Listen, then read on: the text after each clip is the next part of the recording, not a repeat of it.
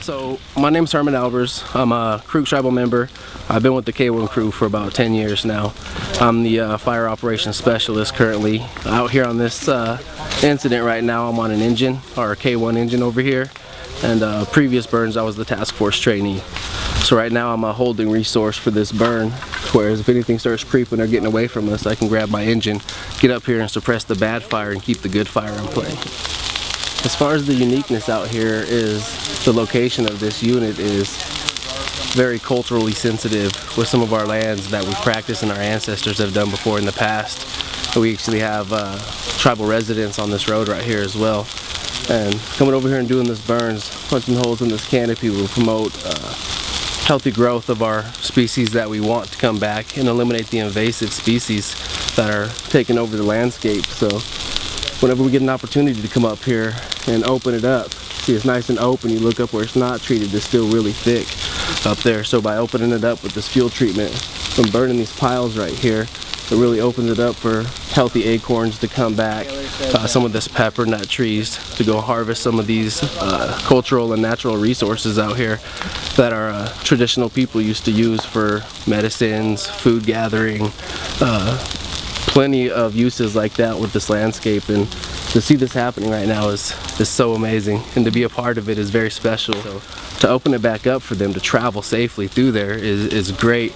Promote that resources that they gather on the way to come back up to where they're not having to go off the trail and truck through all this heavy bushes and wood and dead and down.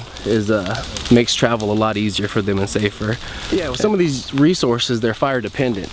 If you don't get fire in here and good fire, the bad fire, wildfire comes through, it just nukes everything and kills the landscape, and then they can't come back.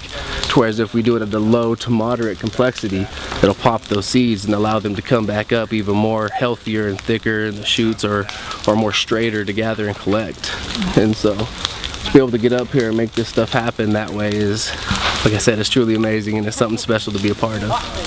The K1 crew's been established for about 25 years or so now, and making this movement now, we've came a long ways over those years, and the more local resources we can get with the fire knowledge that we have and how to manage this landscape on their own after we go back out of here and go on to the next units, they'll be able to treat it and have the understanding of fire and what its uses are and why it's good when it's under our terms rather than wildfire. Yeah, so part of the reason we want to gear towards this prescribed fire is to eliminate the need to suppress the wildfire up in the mountain ranges. If we can fire safe our communities that way and build that capacity to where, you know, we can have multiple workforces out, whether at this unit and have another one at another unit, we can gain more ground and build a safer, more healthier forest and community out here.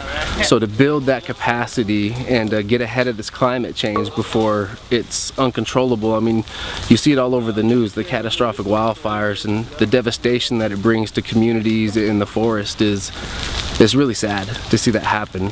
And so to be able to build capacity to come out here and be a part of mitigating that problem it's just huge. It's invaluable to have that knowledge out here, and the more we can spread that knowledge, the stronger we can become as a community and protect it and promote the good fire and prevent the bad fire. My family's originated from the T-Bar area, over by Soames in the T-Bar area. We have property across the river over there, about 100 acres or so, and Old Man River Lodge is where we really spent a lot of time in my childhood growing up over there. So to be able to have that one of our units and prep that land and burn it and promote the good healthy forest over there, it's real near and dear to my heart, you know, to be able to be a part of that area where my family's came from for so long and have roots and trails all through that area. It's amazing. You know what I mean? It could get a little emotional at times when you see that good work out there and bringing that healthy forest back to that area where my family grew up and bring those resources back that my ancestors used to walk and collect, and now I can take my kids back through there and let them experience that from a cultural aspect as well as for what I do as my job. You know what I mean? They know Dad's a firefighter and they're really proud about that, but also to be able to see the good fire in play and the reasons why we do that is very important for them to learn, so that knowledge isn't lost in time.